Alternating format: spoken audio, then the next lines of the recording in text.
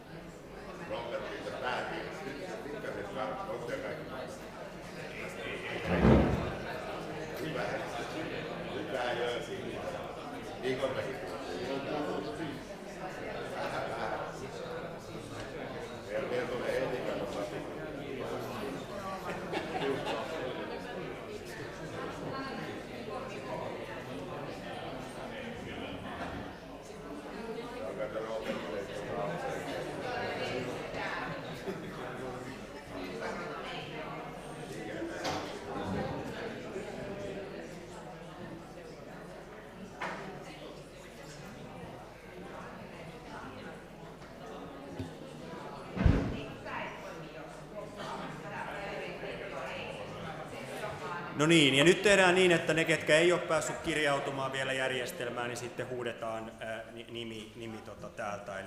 Eli tehdään tämä tällä tavalla hybridinä nyt sitten nimenhuuto. Koitetaan jotenkin sitten tätä kokoustakin johtaa hybridinä. Mutta nyt siis avataan valtuuston kokous ja öppnar områdesfullmäktiges sammanträde. Asiakohta 61, kokouksen laillisuus ja päätösvaltaisuus, R.61, mötets laglighet och beslutförhet. Ja nyt suoritetaan nimen huuto, eli heidät todetaan läsnäolijoiksi, jotka ovat kirjautuneet läsnäoleviksi tuonne sähköiseen kokousjärjestelmään. Ja sitten muiden osalta niin suoritetaan nimenhuuto sihteerin toimesta. Sekreteraren, varsågod. Kiitos, tack. Westman. Nylander. Istället för Björkman, Alm. Kujala. Oliko paikalla? Ei ole. Arto on pois. Hän on kokonaan pois. Okay. Ilalla voi Sinkkonen. Anteeksi, Sinkkonen. Juu, yritän kahta järjestelmää tässä katsoa. Eli Sinkkonen. Joo. Sitten täällä on Edgren.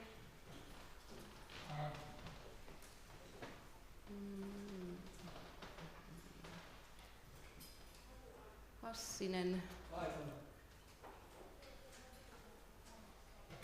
Jäppilä pois.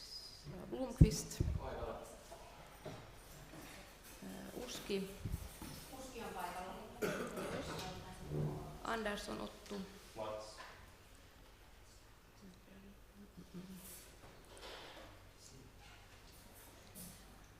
Ja Lankia. Malmberg oli poissa. Oksanen Ari. Kyllä mä oon paikalla tässä. Oot paikalla. Mä oon kyllä ilmoittanut. No niin, pahoittelut. Juu, olet. Pahoittelut. 2 järjestelmää rinnakkain. Okay. Joo. IS. Paikalla. Suominen. Siinä taitaa olla kaikki. Baumgartner vielä on listalla ja Tikkala.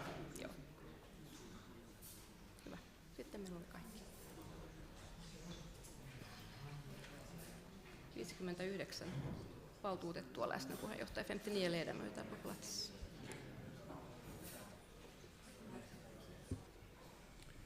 No niin, eli meitä on 59 valtuutettua paikalla, vi räknar 59 ledamöter på plats, ja totean, että kokous on laillisesti koolle kutsuttu ja päätösvaltainen, ja konstaterar att mötet är lagenligt sammankallat och beslutfört. Asiakohta 62 R.62 val av protokolljusterare, pöytäkirjan tarkastajien valinta. Ja ehdotus on, että aluevaltuusto valitsee Juha Kittilä ja Susanne Hellströmin kokouksen pöytäkirjan tarkastajiksi. Alltså beslutförslaget är att områdesfullmäktige väljer Juha Kittilä och Susanne Hellström till mötets protokolljusterare. Voitaneen valita, torde kunna väljas, valitaan, veljes. Asiakohta 63, esityslistan hyväksyminen R.63, godkännande av föredragningslistan. Keskustelua, diskussion, päättynyt, avslutad ja päätösesityksen mukaan enligt beslutförslaget. Asian loppuun käsitelty, äänestys behandlat. Asiakohta 64, aluehallituksen vastineet vuoden 2024 arviointikertomuksen suosituksiin, R.64, Välfärdsområdesstyrelsens bemötande med anledning av utvärderingsberättelsen för år 2024. Ja päätösesitys ilmenee esityslistalta. Beslutförslaget framgår ur föredragningslistan. Ja sitten keskustelua, diskussion ja Viitakorpi.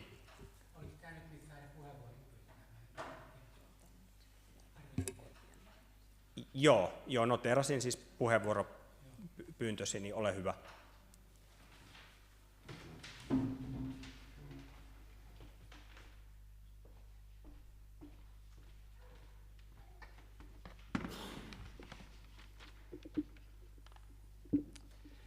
Värderade ordförande, arvoisa puheenjohtaja, hyvät valtuutetut ja kaikki muut. Lyhyesti voidaan todeta, että tuo arviointikertomus on erittäin loogisesti laadittu, mutta olen poiminut sieltä siitä huolimatta 6-7 asiaa, strategiaan liittyvää, mittaristoon, toiminnan muutoksiin liittyvää, prosessikuvauksia, hytetyötä, itselleni ATK:ta, muille ICT:tä, muutama sana toimitiloista ja strategiaa jatkossa.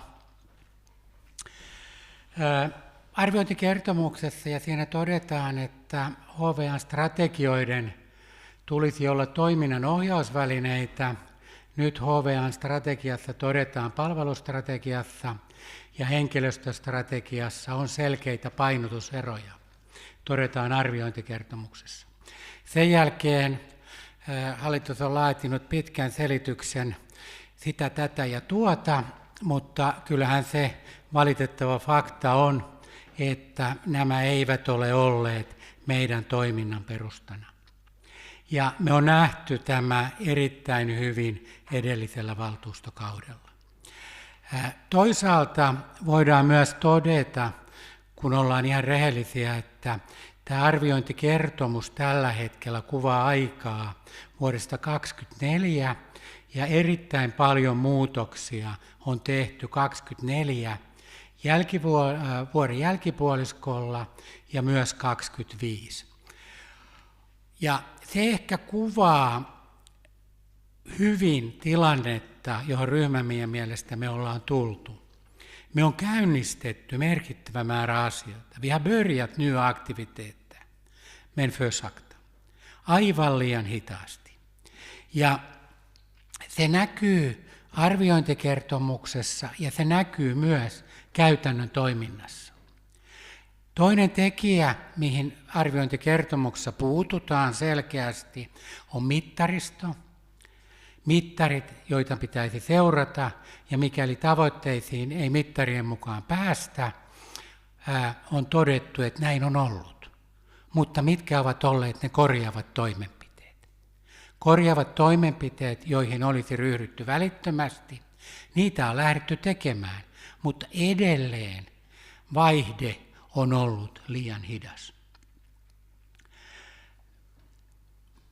Positiivisena asiana voidaan kuitenkin todeta, että jos me on päästy vuonna 2025, ollaan pääsemässä vuokratyövoiman käytössä alle 10 miljoonaan, yli noin 24 miljoonasta, niin on eräät toimenpiteet myös tuottaneet positiivista tulosta. Tekijä, josta olemme myös keskustelleet, on toimenkuvat, prosessikuvaukset, kulkeeko tieto, miten asiaa pitäisi hoitaa. Arviointikertomuksessa on nostettu esille prosessikuvausten puutteet. Niitä on tehty, mutta edelleen liian hitaasti. Arviointikertomuksessa keskustellaan hytetyöstä ja jokainen meistä tietää, HVA ei yksin pysty tekemään hytetyötä. Se onnistuu ainoastaan siten, että se tehdään erittäin kiinteässä yhteistyössä alueen kuntien kanssa. ATK minulle, ICT teille pääosa. Meillä on ollut merkittävä määrä järjestelmiä ja rehellisyyden nimissä on sanottava, vaikka konsultti ehkä totesi toista, niiden taakse ei pelkästään voi mennä, mutta ne ovat antaneet henkilöstölle ehkä tiettyä excuseä.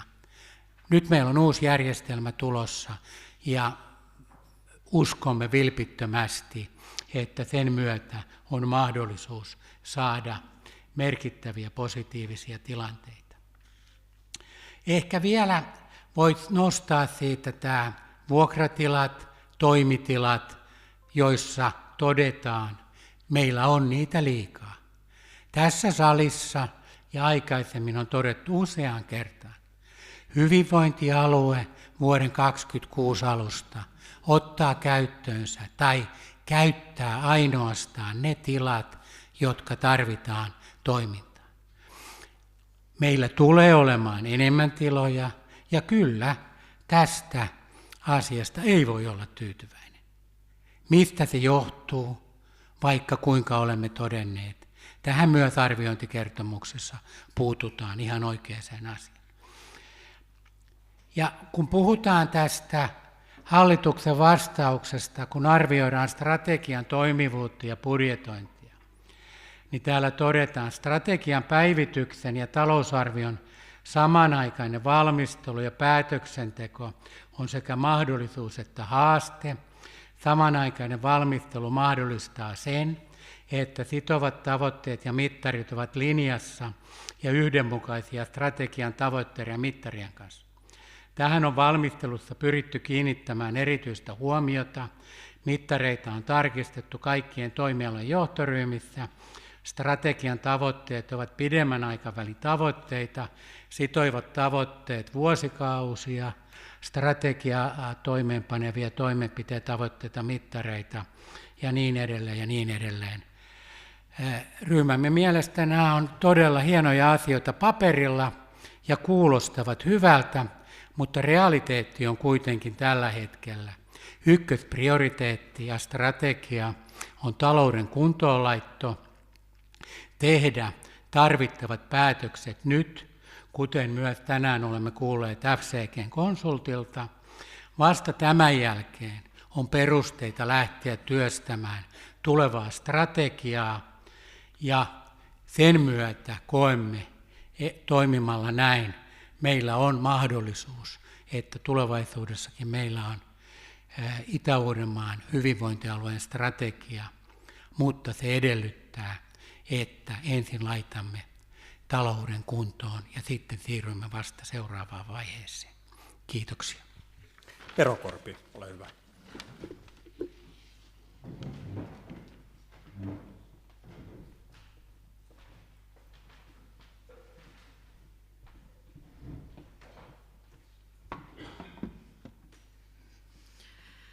Arvoisa puheenjohtaja, hyvät viranhaltijat, valtuutetut ja kuulijat. SDP:n ryhmäpuheenvuorossa haluan nostaa esille muutamia asioita. Tänään käsittelemme vastinetta 24 vuoden arviointikertomuksen suosituksiin. Arviointikertomus ja siihen annetut vastineet ovat erittäin tärkeä ja erittäin arvokas paperi. Se ei anna meille vain vastauksia. Ne ovat tärkeä osa päätöksentekoa, ne asiat, joita tässä on, ja joiden avulla saamme työkaluja siihen, miten meidän tulee toimia ja mitä meidän pitäisi tehdä. SDPn ryhmä nostaa esille erityisesti muutamia pointteja, joita olemme pitäneet myös edellisellä valtuustokaudella esillä moneen eri otteeseen. Strategia on keskeinen keino ohjata alueemme toimintaa, antaa raamit sille, viestiä asukkaille visiosta alueemme suhteen. Strategia on tärkeä ja siihen tulee ehdottomasti panostaa. Mutta jos alueemme taloudessa näihin strategiassa suunniteltuihin toimenpiteisiin ei ole varaa, ei tätä strategiaa tarvita. On siis tärkeää tasapainottaa taloutta järkevästi ja huolella. On tärkeää miettiä, mikä meille on tärkeää, myös vaikeina taloudellisina aikoina. Tuottavuusohjelmaan panostaminen nousee esiin meille annetuissa kommenteissa, niin myös tänään. Mittarit ja tavoitteet, ne eivät ole vain lukuja. Ne tulee olla sellaisia, joilla toteutetaan tietoa päätöksentekoon. Ne tulee luoda, ne tulee olla esillä, ne tulee olla saatavilla, jotta me voimme käyttää näitä päätöksenteossa. Jos pidämme huolen tästä, voimme johtaa toimintaamme tiedolla myös tulevaisuudessa. SDPn ryhmä on pitänyt koko viime kauden yllä puhetta ennaltaehkäisevien palveluiden tärkeydestä. Ne säästävät pitkässä juoksussa rahaa, erityisesti lasten ja nuorten oppilashuollosta ja niiden puuttuvista resursseista olemme nostaneet esiin huolemme ja yrittäneet moneen otteeseen saada näihin lisäresursseja. Oppilashuolto on lakisääteistä. Se on parasta ennaltaehkäisevää palvelua, sillä koulu tavoittaa kaikki, joten palvelu on lähellä lasta ja nuorta. On tärkeää panostaa puuttuviin psykologeihin, lisätä erityisesti resursseja kouluterveydenhoitajille. Lasten ja nuorten hyvinvointi ja hoitoon pääsy on ollut tapetilla monesti myös täällä meillä valtuustossa. SDPn ryhmä on ilmaissut huolensa asiasta moneen otteeseen. Kouluterveyskyselynkin mukaan Itä-Uudenmaan hyvinvointialueella 11,2% 8-9 luokan oppilaista ei ole päässyt kouluterveydenhoitajalle yrittämisestä huolimatta. Koko maassa luku on 6,7%. Huolemme ei siis ole ollut aivan turha, vaan aiheellinen. Nostan ryhmämme puolesta esiin myös hytetyön ja sen tärkeyden. Me emme voi tehdä tätä työtä yksin. Työ vaatii poikkihallinnollista ja moniammatillista yhteistyötä. Tämä työ alueella vaatii yhteistyötä kuntien ja kaupunkien kanssa. Yhteistyö ei kuitenkaan aina tarkoita pelkästään rahaa, vaan tähän tulee panostaa myös muilla keinoin. On tärkeää luoda malleja ja erilaisia mekanismeja, joilla tuemme matalalla kynnyksellä alueen asukkaidemme hyvinvointia ja terveyttä yhdessä muiden tahojen kanssa. Pidämme tärkeänä myös yhteistyön kolmannen sektorin kanssa.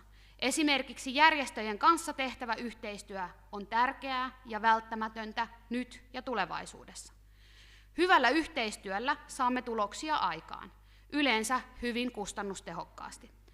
Huoli ikääntyvien asumisen kevyemmistä palveluista nousee myös esiin ja sekin aiheesta. Väestöennusteen mukaan alueemme ikääntyy vauhdikkaammin kuin esimerkiksi naapurustossa. Meidän tulee jatkossa panostaa myös kuntien kanssa tehtävään kaavoitukseen, jotta turvaamme tulevaisuudessa alueemme mahdolliset uudet investoinnit sekä esimerkiksi ikäihmisten yhteisöllisen asumisen. Lopuksi nostan esiin vielä SDP:lle tärkeän hoidon ja palveluiden saatavuuden ja saavutettavuuden. SDP:n valtuustoryhmä on viime vuonna pitänyt 14 vuorokauden hoitotakuuta tärkeänä ja vastustanut sen romuttamista. Nyt saatavan vastineen mukaan 80% asukkaista on päässyt hoitoon 14 vuorokauden sisällä. Tätäkin on siis syytä parantaa vielä, jotta asiakas saa oikea-aikaista hoitoa oikeassa paikassa, oikeanlaista hoitoa myös jatkossa. Kiristyvä talouden heikko tilanne tulee varmasti vaikeuttamaan tulevaisuudessa tätä hoitoon pääsyä ja hoidon saamista, jos emme anna tälle painoarvoa lisää. Lopuksi voimme vain todeta, että alueemme asukkaiden näkökulmasta heitä varmasti kiinnostaa, saanko hoitoa, kun sitä tarvitsen. Kiitos. Ja Nieminen.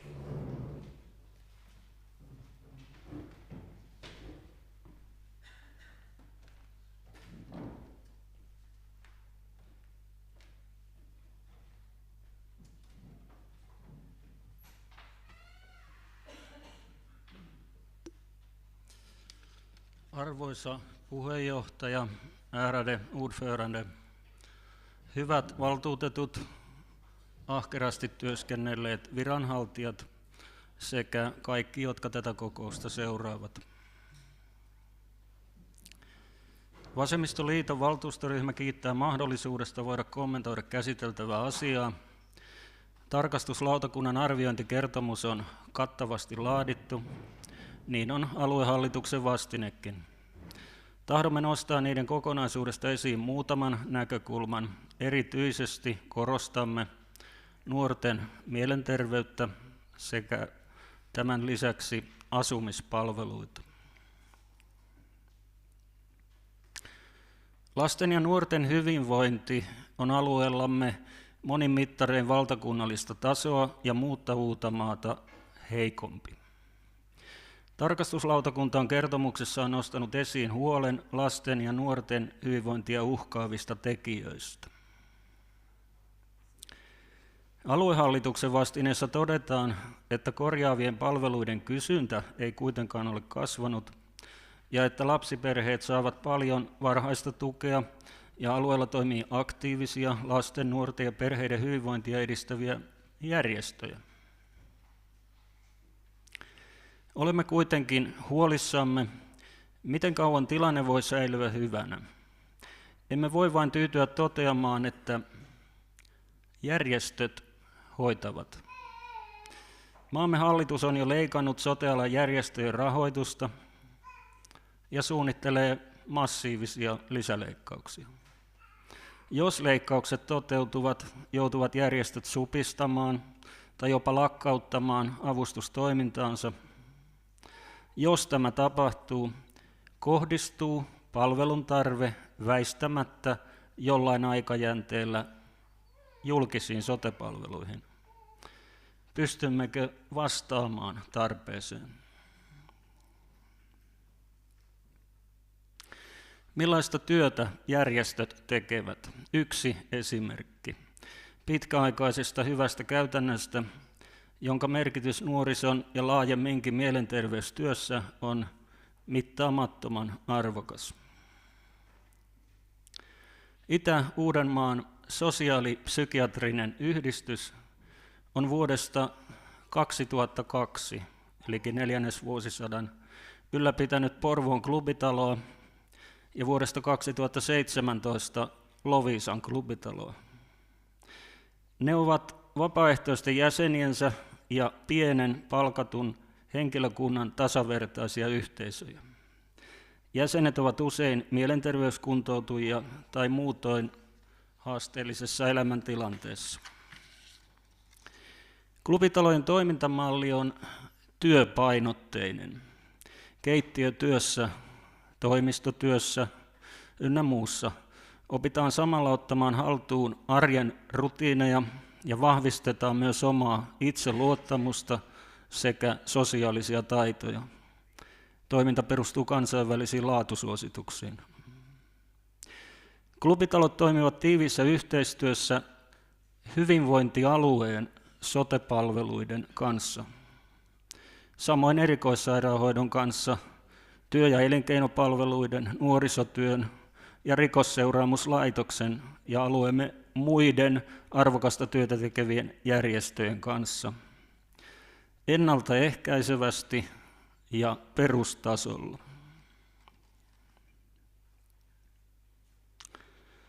Henkilöstöstämme sekä ostopalveluista ja vuokratyövoimasta. Tänään käsittelemämme tarkastuslautakunnan arviointikertomuksen ja aluehallituksen vastineen taloudenpidon kannalta keskeisin ja lienee myös pituudeltaan laajin kappale numero 5.1 alkaa sanatarkasti seuraavasti. Lainaus alkaa. Henkilöstön saatavuus on ollut merkittävä haaste koko toiminnan ajan ja muodostaa suurimmat riskit ja epävarmuustekijät. Siis, henkilöstön saatavuus on ollut merkittävä haaste koko toiminnan ajan ja muodostaa suurimmat riskit ja epävarmuustekijät.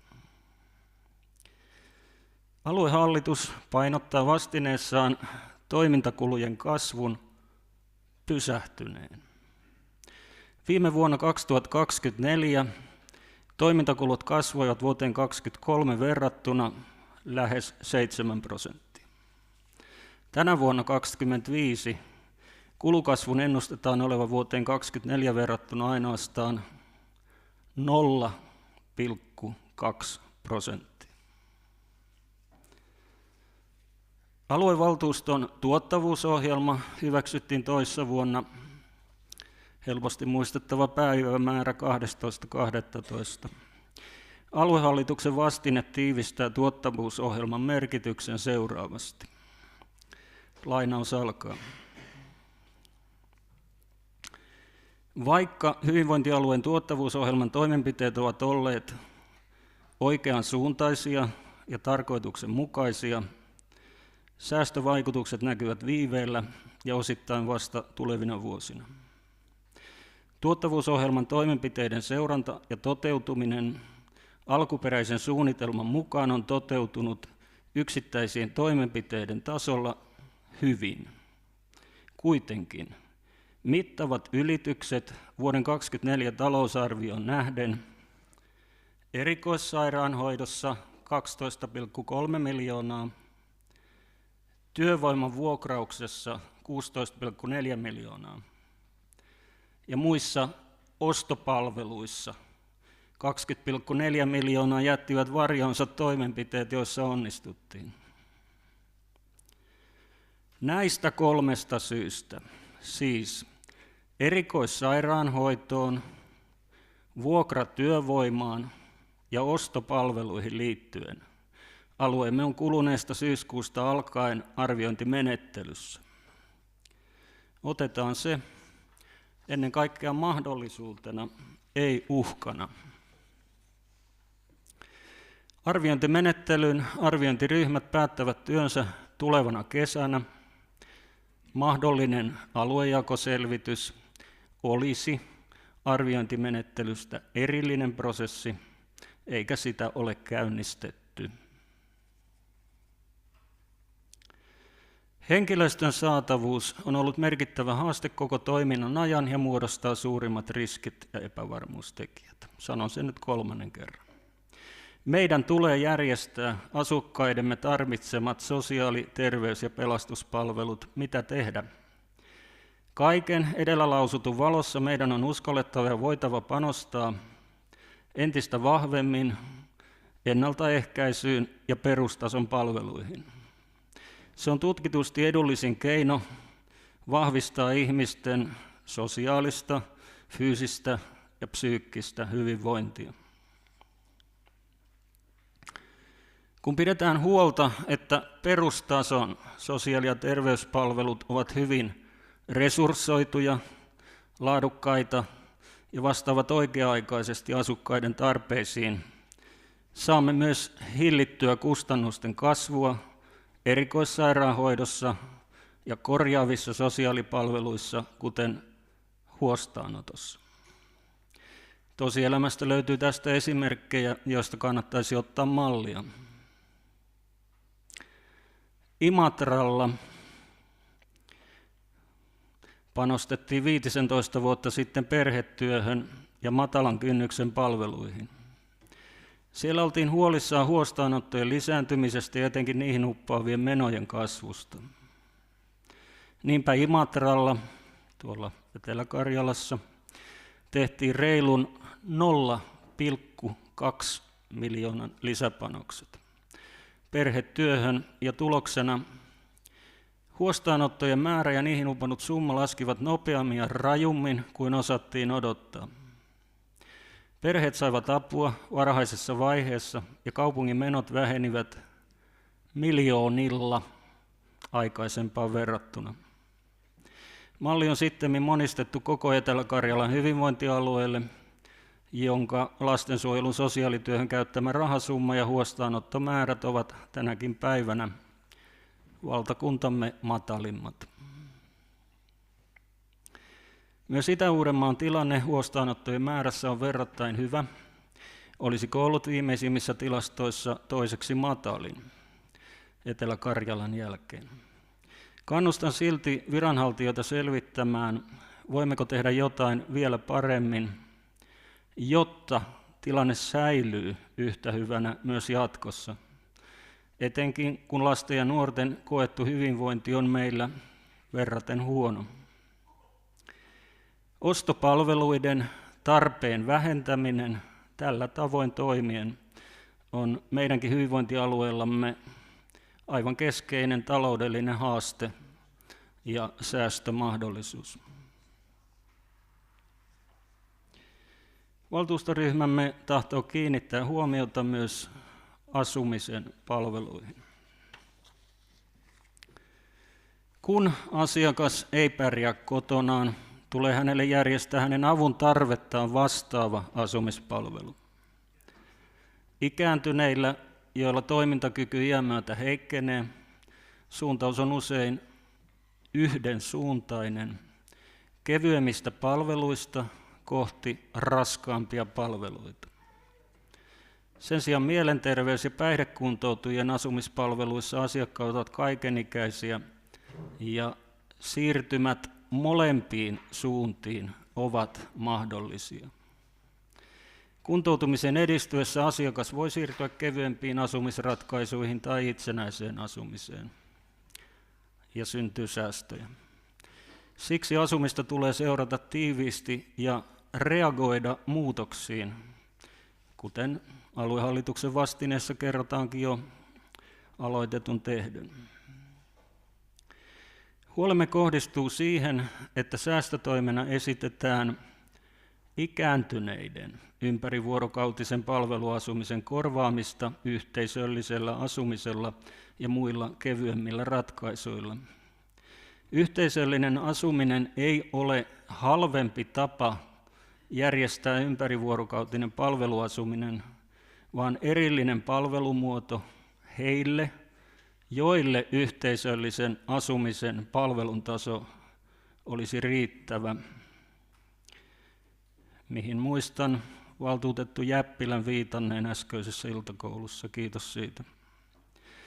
Aluehallituksen vastineen henkilöstöstä kertovassa luvussa todettiin puolestaan, että ympärivuorokautisen palveluasumisen hoitajan mitoitusta on kevennetty lakimuutoksen mukaisesti, ja se on johtanut vuokrahenkilöstön tarpeen vähenemiseen ja säästöihin. Haluamme tässä kohtaa nostaa esiin valvontaviranomaisten ohjeistuksen, että henkilöstömitoituksen tulee aina ja kaikissa tilanteissa vastata yksikön asukkaiden palvelun tarvetta ja hoitoisuutta. Jos asukkaiden palvelun tarve sitä edellyttää, tulee henkilöstöä olla lain sallimaa minimiä enemmän. Henkilöstöä ei siis voi suoraan vähentää vastaamaan lainsäädännön vähimmäismitoitusta. Henkilöstöä ei siis voi suoraan vähentää vastaamaan lainsäädännön vähimmäismitoitusta. Herääkin kysymys, onko todellakin asumispalveluissa tähän asti ollut siis ylimääräistä henkilöstöä. Lopuksi yksi läheinen esimerkki hyvästä käytännöstä ja taloudenpidosta sekä aivan viime päivien optimistisia merkkejä kyvystä uudelleen arviointiin. Alueemme pelastuslaitoksen talousarvioon ei sisälly taloudellisia uhkatekijöitä. Säästöäkin on tullut mukavasti. Tämä on seurausta kahdesta tekijästä.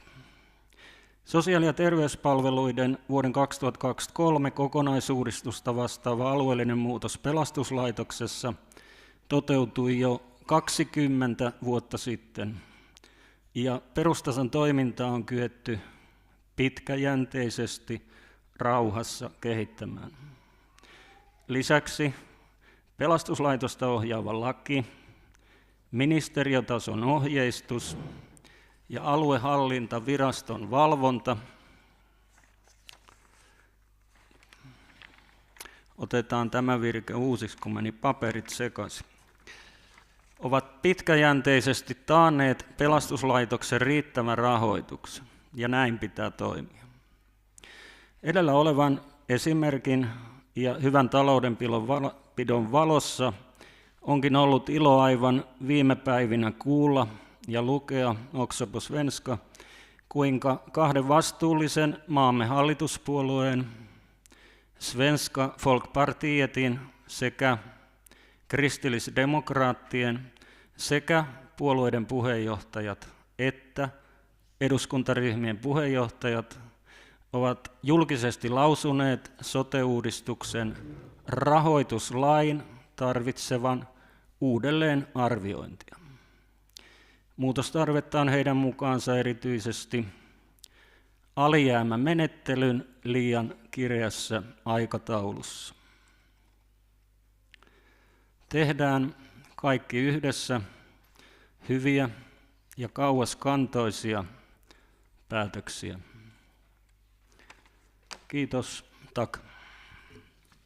Keskustelu päättynyt, diskussion är avslutad ja päätösesityksen mukaan beslutet enligt beslutförslaget. Asia loppuun käsitelty, ääneen slutbehandlat. Asiakohta 65, vastaus aluevaltuustoaloitteeseen klubitalojen toiminnan jatkuvuus.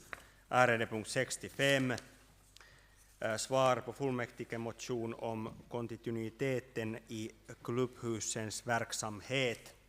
Ja päätösesitys menee esityslistalta. Beslutförslaget framgår ur föredragningslistan. Ja keskustelua, diskussion päättynyt, avsluttaa. Ja aluevaltuusto merkitsee tämän vastauksen tiedoksi. Områdesfullmäktige antecknar bemötande för kännedom. Ja asia on loppuun käsitelty, ääneen slutbehandlat. Asiakohta 66, äärepunkt 66, vastaus aluevaltuutetun aloitteeseen oman palvelutuotannon yksikkökustannusten vertailtavuus ja läpinäkyvyys. Svar på fullmäktigemotion jämförbarhet och transparens i fråga om den egna serviceproduktionens enhetskostnader. Ja päätösesitys menee esityslistalta. Beslutförslaget framgår ur föredragningslistan. Ja keskustelua, diskussion. Honkasalo.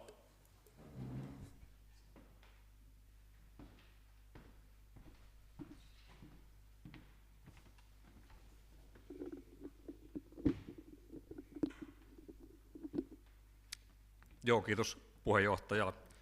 Hyvä aluevaltuusto ja kaikki muut läsnäolijat ja katsojat muualla. Pyysin puheenvuoron sen takia todetakseni, että valtuustoryhmämme kiittää lämpimästi siitä, että 2,5 vuoden jälkeen saamme vastauksen tähän aloitteeseen.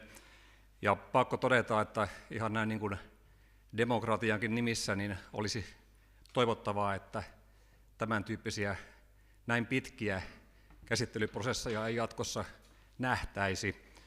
Sinänsä on myöskin pakko todeta, että vaikka tässä nyt aloite todetaan loppuun käsitellyksi, niin itse asia ei todellakaan ole loppuun käsitelty, eli juuri tätä asiaa, yksikkökustannusten vertailtavuutta, läpinäkyvyyttä tässä tilanteessa tarvitaan enemmän kuin ehkä koskaan.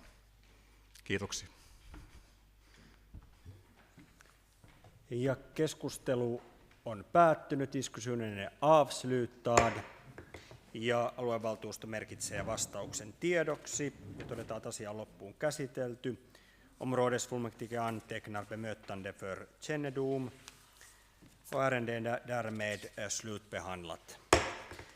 Asiakohta 67, R.67, vastaus aluevaltuutetun aloitteeseen. Toteutamme oma tiimi toimintamallia määrätietoisesti koko Itä-Uudenmaan hyvinvointialueella. Svar på fullmäktigemotion inom hela Östra Nylands välfärdsområde genomför vi målmedvetet verksamhetsmodellen Mitt hälsoteam. Ja päätösesitys ilmenee esityslistalta. Beslutförslaget framgår ur föredragningslistan. Keskustelua, diskussion. Keskustelu on päättynyt, diskussion är avslutad ja valtuusto merkitsee tämän saadun vastauksen tiedoksi ja toteaa, että asia on näin ollen loppuun käsitelty. Områdesfullmäktige antecknar bemötande eller svaret på kännedom och konstaterar att motionen är slutbehandlat. Asiakohta 68, aluevaltuutettujen aloitteet, R.68, motioner från fullmäktigeledamöter ja keskustelua, diskussion päättynyt, avslutad, ei tullut tällä kertaa aloitteita. Ja sitten asiakohta 69, ajankohtaiset asiat, R.69, aktuella ärenden. Ja hyvinvointialuejohtaja, välfärdsområdesdirektören, varsågod. Kiitos puheenjohtaja. En pidä pitkää puheenvuoroa, mutta todetaan nyt, että talousarvion valmistelu on kriittisessä vaiheessa ja siihen liittyen saimme melko mielenkiintoisen tiedon tuolta Itä-Suomen hallinto-oikeudesta ja se liittyy Etelä-Karjalan budjetin laillisuuteen tai pikemminkin siihen, että se on laittomaksi todettu. Tästä on alkanut melkoinen selvittely ihan kansallisellakin tasolla, mitä tässä nyt pitäisi tehdä. Hyvinvointialueilta edellytetään niitä säästötoimenpiteitä. Tasapainottamiskausi on lain mukaan käytännössä vuoden 2026 loppuun mennessä. Ja sitten ne, jotka ovat arviointimenettelyssä, voivat saada lisäaikaa, mutta sen lisäajan pituudestahan ei ole oikein mitään täsmällisiä määreitä. Ja kuten tuossa iltakoulussa kuultiin, niin todennäköisesti Itä-Uudenmaan osalta sitä tasapainottamisaikaa tarvittaisiin enemmänkin kuin 2 vuotta. Tämä on olennaista siksi, että siellä laissa kuitenkin todetaan, että hyvinvointialueiden täytyy hakea lisämäärärahaa, jos lakisääteiset palvelut ovat uhattuna. Ja ei liene kenenkään etu, että ensi vuonna ministeriö saa 20 uutta lisärahoitusanomusta ja sen loppusumman kokonaisuus on 1,5 miljardia. Ei liene kenenkään etu. Ja nyt ainakin hyvinvointialueen johtajat ovat menossa keskustelemaan valtiovarainministeriön kansliapäällikön kanssa siitä, että miten tästä solmusta nyt päästäisiin eteenpäin. Kukaan virkavastuullinen toimija ei tietenkään halua esittää laittomia budjetteja, mutta samaan aikaan meidän täytyy muistaa se täydellisyysperiaate. Meidän täytyy ottaa huomioon tiedossa olevat menot ja sellaiset, jotka ovat lakisääteisiä tai sitovat meitä jonkun määräajan tai jonkun muun puitteissa. Ja se tekee tästä erityisen vaikean. Ja meillä on kuitenkin velvollisuus tehdä se talousarvio ja taloussuunnitelmakausi tasapainoon. Ja se ei ole tasapainottamista, että se laitetaan Excelillä tasapainoon loppuvuosille, vaan siihen pitää sisällyttää niitä todellisia toimenpiteitä. Käytännössä, jos laki nyt ei olennaisesti muutu, niin varmaankin meidän pitäisi sitten ensi vuonna hakea koko sen kertyneen alijäämän verran lisämäärärahaa valtiolta, ja senhän me tiedämme, että valtion rahatilanne ei ole yhtään sen parempi kuin tälläkään hetkellä, joten tähän toivotaan jonkinnäköisiä kansallisia ratkaisuja. Muuten tämän tilanteen laillinen ja järkevä toteuttaminen muuttuu melko mahdottomaksi. Arviointiryhmässä valtiovarainministeriön, sisäministeriön ja sosiaali- ja terveysministeriön kanssa käydään kuitenkin sitä aktiivista vuoropuhelua, miten ja millä keinoin tämä olisi toteutettavissa. Mutta todennäköisesti, jos ei tule merkittäviä muutoksia, niin meidän täytyy sitten lakia noudattaaksemme niin hakea lisärahoitusta valtiolta. Tietääkseni ainakin 6 lisärahoitusanomusta on laadittu joidenkin hyvinvointialueiden toimesta ja kaikki on hylätty. Ja Pohjois-Karjala taitaa olla käsittelyssä ja siihen on luvattu päätös ensi viikolla, mutta en tiedä sen menestymisen mahdollisuuksista. Niihin on kuitenkin käytetty aika paljon perusteluita, minkä takia palvelut ovat vaarantumassa, ja ne ovat sitten kuitenkin ministeriössä todettu riittämättömäksi, tai on ajateltu, että palvelutaso on liian korkeaa siihen rahoitukseen nähden. Tämä on erittäin hankala yhtälö, ja yritämme myös perustella omaa talousarvioesitystämme ja niitä tarvittavia säästötoimenpiteitä kaikista mahdollisista näkökulmista, asiakas- ja potilas-, kuntalais-, mutta myös lakisääteisyysnäkökulmasta, ja toisaalta miten arvioimme, että tämä vaikea prosessi olisi toteutettavissa. Ja uskon kuitenkin, että hyvällä yhteistyöllä meillä on siihen mahdollisuus, mutta keskeiset tänä vuonna saadut päätökset ovat tosiaan se oikeuskanslerin kannanotto budjetin oikeasta tasosta. Siinä myös todettiin, että budjettia ei lähtökohtaisesti saa ylittää. Eli tässä on niin kuin monta näkökulmaa, mitä täytyy huomioida, mutta se oli nyt sitten ehkä uusi kierre tai käänne tässä kokonaisuudessa, että Itä-Suomen hallinto-oikeus tosiaan totesi kansalaisen kantelun perusteella, että Etelä-Karjalan budjetti on laiton. Todennäköisesti Etelä-Karjalan valtuusto joutuu tekemään ihan saman sisältöisen budjettipäätöksen, ehkä lähettämään uuden lisärahoitushakemuksen ministeriölle, mutta en usko, että budjetin perusteita niinkään tässä lyhyellä varoitusajalla voidaan muuttaa. Ja se ei auta meitä, että Etelä-Karjala hakee muutosta ja mahdollisesti saa esittää lisäperusteluja korkeimmalle hallinto-oikeudelle. Meidän pitäisi saada niitä ratkaisuja tehtyä nyt, eikä odottaa hallinnollista päätöstä vuonna 2027, että budjetti on edelleen lainvastainen. Eli hieman hankala tilanne, mutta ihmisten laatimia lakejahan nämä ovat, niin eiköhän tähänkin joku hyvä ratkaisu löydy. Kiitos. Kiitos, Tak.